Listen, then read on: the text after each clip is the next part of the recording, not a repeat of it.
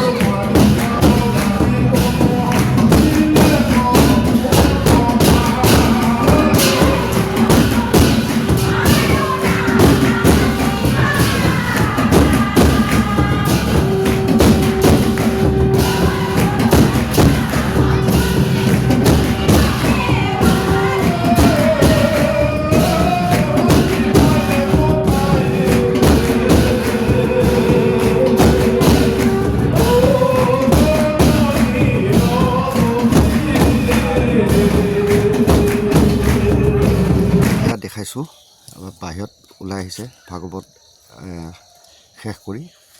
তো সামৰণিৰ দৃশ্য গ'ল। ইয়াৰ পিছতে আমাৰ প্ৰভুসকল আপোনালোকে চিনি পাইছে।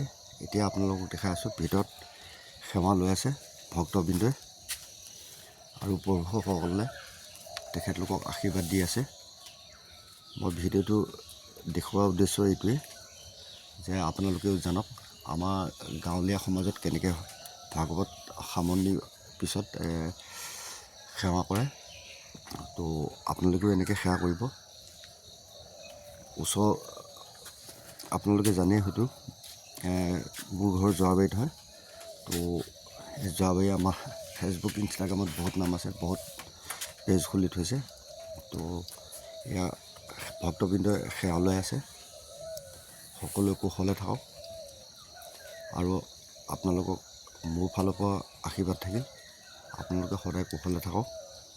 আপুনি যোন ধৰ্মই নহওক আপুনি সদায় কুশলে থাকক।